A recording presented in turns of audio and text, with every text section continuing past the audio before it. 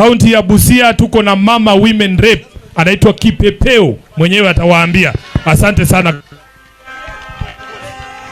Kandui oe! Vijana hai! Wamama mwa! Na wazeje? Mimi nimetoka hapa jirani. Wale wanabusia vizuri.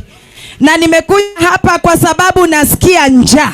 Nilisikia hapa Bungoma mko na chakula, hamuna shida, mafuta bei iko chini, nyumba hata amlipi. Hiyo ni ukweli?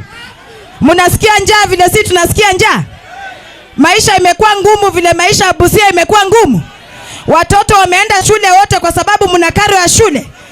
Kwa hivyo nimekuja kulia na nyinyi kwa sababu tuko na mtetezi wa wanyonge, tuko na mtu ambaye anaweza kutukombolea nchi.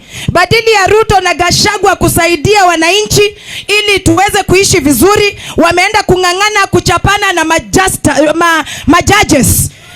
Kwanza huyu Gachagua nitamnunulia sindiria. Nimnunulie bra, sijui anavaa size 38. Avae aenda achapane na Esther Maina. Si amesema anataka kuchapana na Justice Esther Maina. Ambia Gachagua shame on you. Leave the empowered girls alone. Ajaribu huko Busia atashangaa. Nataka watu wa kutetea wananchi, sio kwenda kudiscourage. The judges are doing their job. Mimi nasema wawachwe wafanye kazi yao.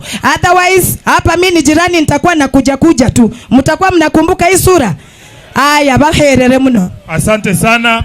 Tunataka tubakie Busia tu. Mheshimiwa, kuna mtu anaitisha namba yako hapo. Wasemwenye kholo mriene. Wewe punguza makali, urudisha makucha ndani. Mheshimiwa Rafael Wanjala.